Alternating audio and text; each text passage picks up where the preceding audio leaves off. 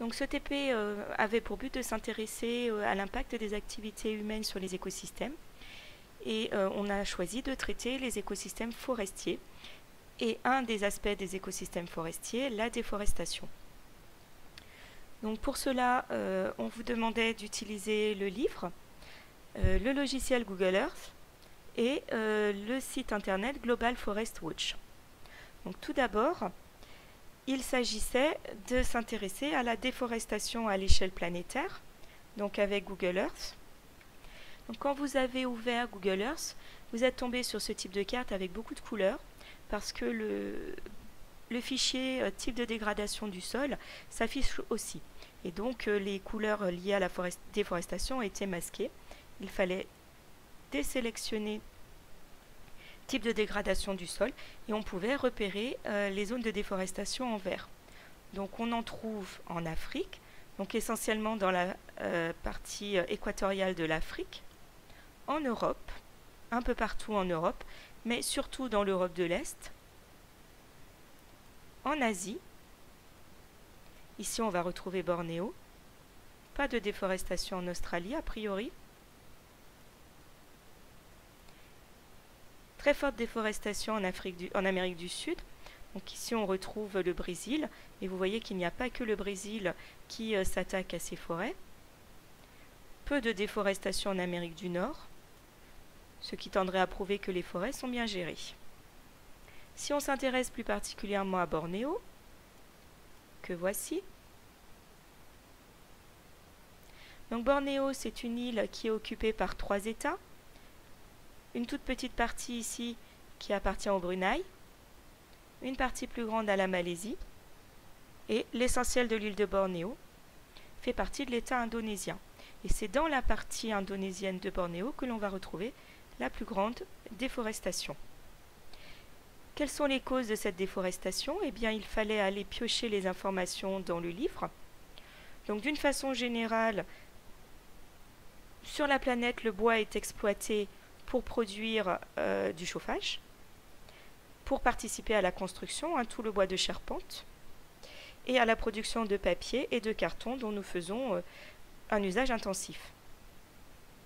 À Bornéo plus particulièrement, on peut constater que la forêt, entre 1950 et 2020, a terriblement disparu, puisqu'il en reste moins d'un tiers, a priori, en 2020 par rapport à 1950. Les causes de cette déforestation, eh bien, c'est ici l'huile de palme. Pour produire de l'huile de palme, on utilise les palmiers à huile. Ces palmiers à huile poussent en milieu tropical, ils ont une croissance très rapide et ils fournissent une huile qui sert à beaucoup de choses. Alors on diabolise Nutella et l'huile de palme dans le Nutella et on boycotte le Nutella. Moi d'ailleurs, je n'achète plus de Nutella. Mais en fait, il faut savoir qu'en France, si 80% des aliments préparés contiennent de l'huile de palme, préparée industriellement, pas ce qu'on fait à la maison, 75% de l'huile de palme qui est importée en France entre dans la composition des carburants, en particulier de l'essence samplon 95 qui contient une partie, donc une grosse partie c'est des hydrocarbures et une faible proportion dans l'essence c'est de l'huile de palme. Mais vu qu'on consomme tous beaucoup d'essence tous les jours, eh bien globalement ça représente une très grande quantité d'huile de palme. À ce propos, il y avait un projet de loi interdisant l'importation d'huile de palme pour mettre dans les hydrocarbures en France et ce projet d'interdiction a été reporté en 2026. Comme quoi, on voit que les impératifs économiques prennent parfois le pas sur les impératifs écologiques. Les conséquences de cette déforestation pour planter des palmiers. Donc la première conséquence, c'est que si la forêt disparaît, tous les êtres vivants qui vivent dans cette forêt disparaissent aussi. Animaux, végétaux, toutes les espèces de champignons.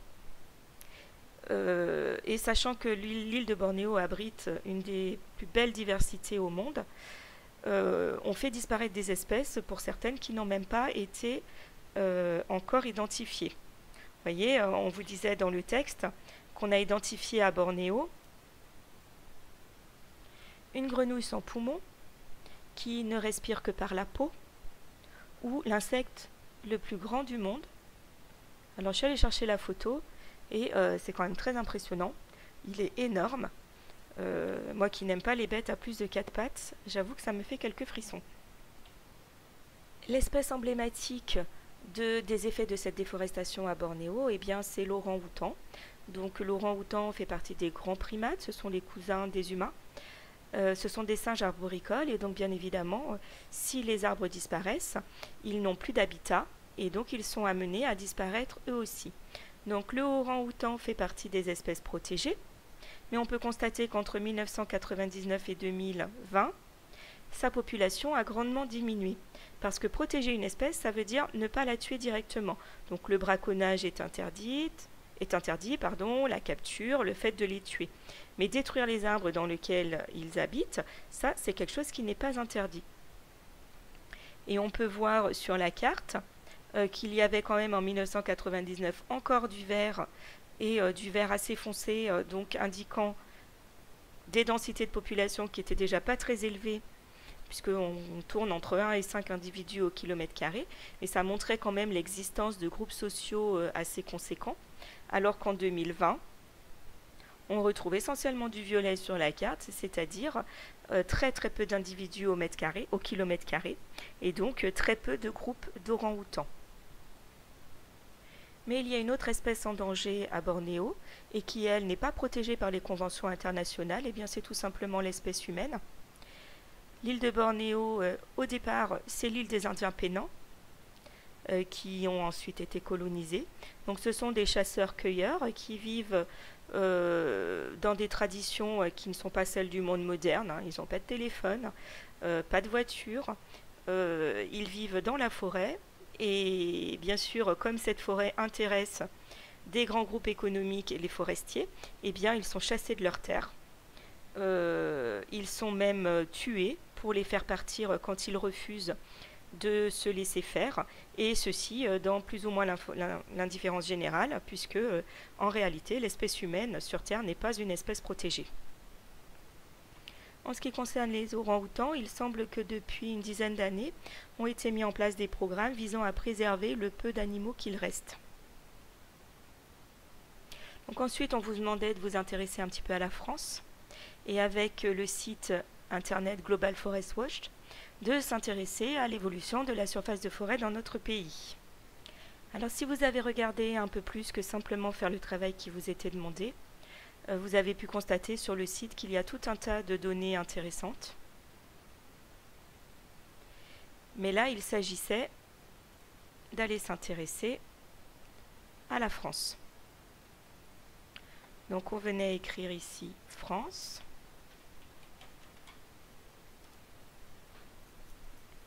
D'abord dans son ensemble et puis ensuite dans Rhône-Alpes. Donc si on regardait la légende, donc en bleu, violet foncé, le gain de couvert arboré, et en rose, la perte. Mais on nous dit que la perte, ça n'est pas toujours une déforestation volontaire. Par exemple, des incendies peuvent détruire des forêts.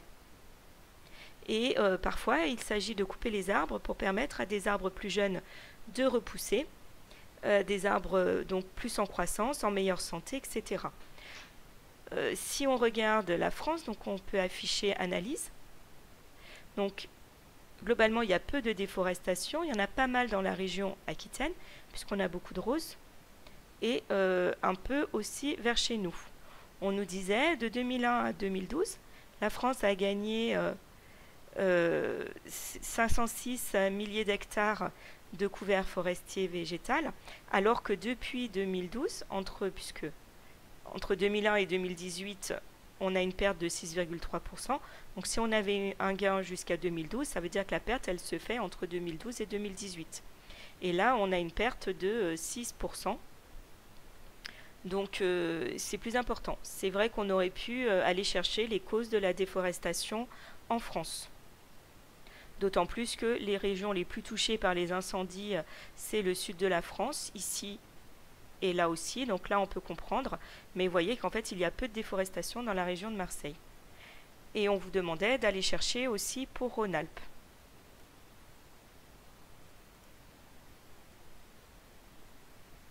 Donc en Rhône-Alpes, on nous dit de la même manière qu'entre 2001 et 2012, Auvergne-Rhône-Alpes avait gagné 47,3 milliers d'hectares. Et on voit effectivement pas mal de bleu. Mais en 2018, on a une diminution, ce qui veut dire qu'on va retrouver ici, dans les 6 dernières années, une perte du couvert arboré.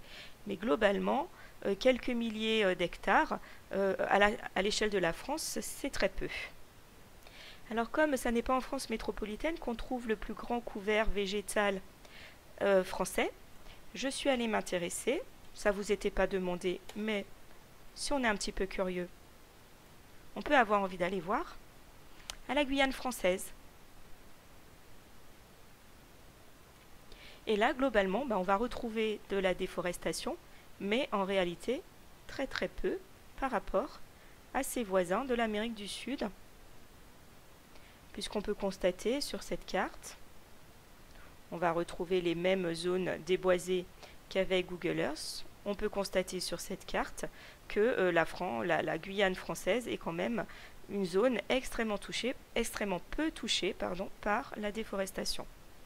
Comme vous étiez plusieurs dans votre travail à me dire que le Canada aussi présentait de la déforestation, ce qu'on ne voyait pas du tout sur Google Earth, j'ai utilisé ce site internet pour aller regarder ce qu'on disait du Canada.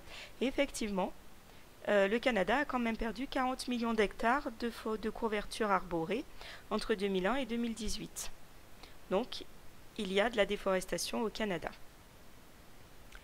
Par contre, certains avaient cité l'Australie et globalement, il y en a très peu. Donc, si on revient au travail qui était à faire, on vous demandait ensuite de retourner sur Google Earth pour s'intéresser à des exemples précis, l'île d'Hispaniola et exemples divers afin d'identifier et de décrire des exemples de solutions. Donc, on va aller, on retourne. Donc l'île d'Hispaniola est une île qui est coupée en deux, elle aussi, d'un côté l'État d'Haïti et de l'autre côté est, l'État de la République dominicaine.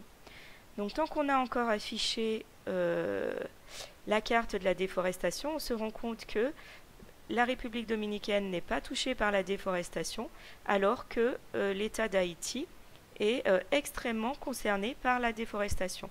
Si on enlève la couleur, pour voir un petit peu le sol, eh bien effectivement, il suffit de zoomer pour voir que dans beaucoup d'endroits d'Haïti, le sol est carrément à nu. Il n'y a pas de végétation, c'est assez désertique. Quand on pense que Haïti est une île qui est tropicale, dans les Antilles, il pleut la moitié du temps. Même la plupart du temps, il pleut tous les jours. Pas toute la journée, mais tous les jours. Donc, en théorie, tout est présent pour que la végétation puisse pousser. Et c'est quand même catastrophique au niveau du couvert végétal. Alors que si on va en République dominicaine, on ne peut pas dire qu'il y a de la forêt partout, mais globalement, il y a quand même beaucoup d'endroits qui présentent de la forêt tropicale. Alors, comment expliquer ceci ? Eh bien, en fait, il faut remonter un petit peu plus loin dans le passé de ces îles. Comme tout ce qui est Amérique du Sud, et même Amérique tout court, la découverte a été faite par Christophe Colomb en 1492. Et immédiatement, les colons s'installent, font venir des esclaves, exploitent la terre, et la colonisation dure comme ça un bon bout de temps. Et entre les deux îles, Haïti est la première des deux îles à avoir gagné son indépendance, qui a été obtenue sur la France en 1802. Et ce qui se passe en Haïti, c'est que depuis cette indépendance en 1802, eh bien, il n'y a jamais eu de période de stabilité politique. Il y a toujours eu des conflits, des guerres civiles, des massacres, des dictateurs.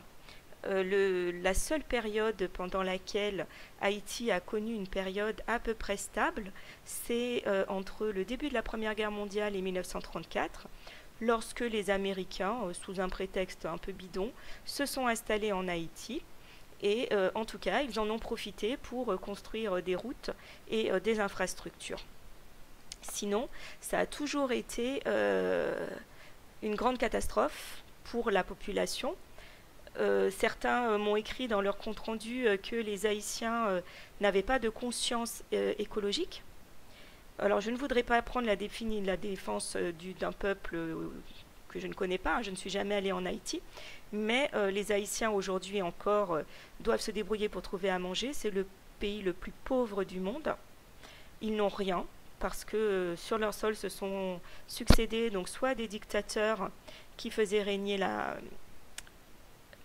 discipline par la torture et l'assassinat, soit des personnes élues mais qui devenaient immédiatement corrompues, puisqu'il y a beaucoup d'aide internationale quand même qui arrive à Haïti, mais il y a très peu d'aide internationale qui arrive aux Haïtiens, à part quelques-uns.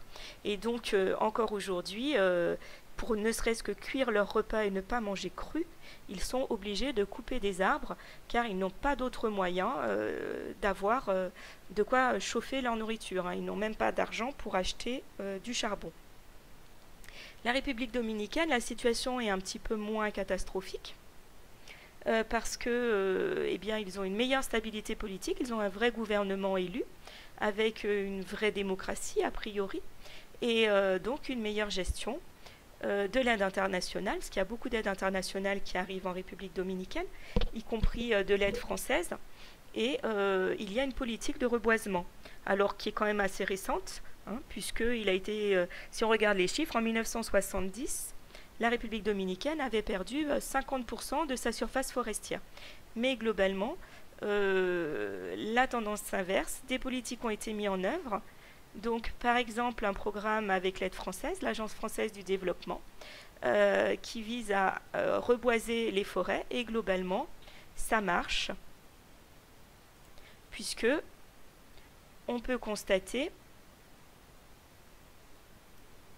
que les surfaces forestières en Haïti continuent à décroître depuis 1990 sans arrêt.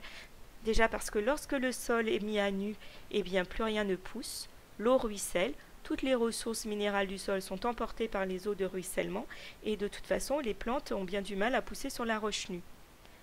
Alors que en République dominicaine, eh bien depuis 1990 et la mise en place des projets de reboisement, eh bien on voit augmenter le couvert forestier. On met donc ici en évidence des politiques de reboisement qui sont efficaces. Ensuite, on vous demandait d'aller à Shaanxi en Chine.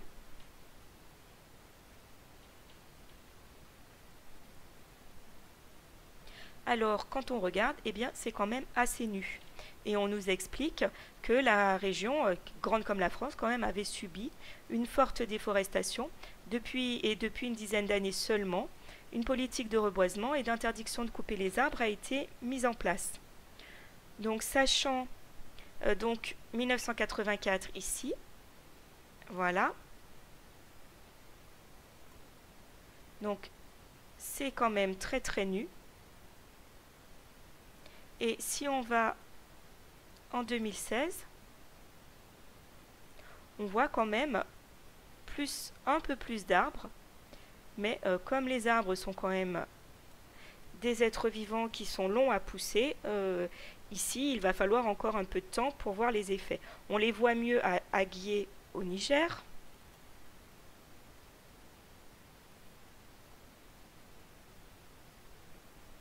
Donc les premières images prises en 2001. Donc c'est pas nu complètement, mais si on regarde en 2020, 2019, on a quand même une vraie différence. Les arbres repoussent, donc bien sûr pas là où il y a des maisons, mais tout autour, la politique de reboisement et de restauration de la forêt est efficace. On vous demandait aussi de vous intéresser à de la forêt urbaine à Milan. Et alors là, moi j'ai eu un vrai problème avec le Street View. Alors je suis tout bêtement allée chercher des images ailleurs pour voir à quoi ressemblent les deux immeubles de forêt verticale. Donc c'est très joli, ça amène des arbres et de la photosynthèse dans la ville. Bon, il faut quand même reconnaître qu'on n'a pas du tout la même biodiversité même sur un immeuble où toutes les surfaces horizontales sont occupées par des arbres, que dans une même forêt. On n'aura pas la même quantité d'insectes et de petits animaux, mais bon, c'est toujours quelque chose qui est un petit plus.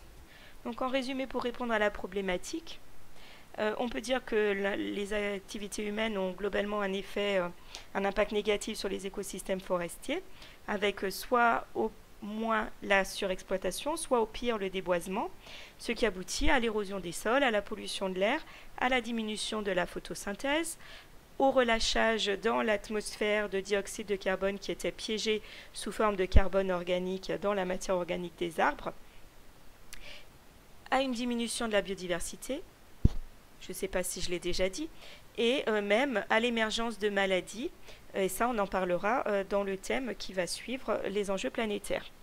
Cependant, de plus en plus se développe une ingénierie écologique, parce qu'il y a des prises de conscience au niveau planétaire qui apportent des solutions pour la restauration ou la réhabilitation des écosystèmes forestiers. C'est vrai que c'est plus facile à mettre en œuvre dans un pays qui a effectivement une conscience écologique et qui a moins d'impératifs économiques. Par exemple, en France, même s'il y a de la déforestation un petit peu, on l'a vu avec le site Global Forest, dans l'ensemble, les forêts sont hyper bien exploitées en France. Beaucoup de forêts sont sous forme de parcs nationaux où les arbres sont protégés, toute la flore et la faune sont protégées. Et dans les exploitations forestières, les arbres qui sont coupés pour les usages de l'humanité sont replantés de façon à maintenir un équilibre dans la forêt et globalement une surface forestière qui est constante.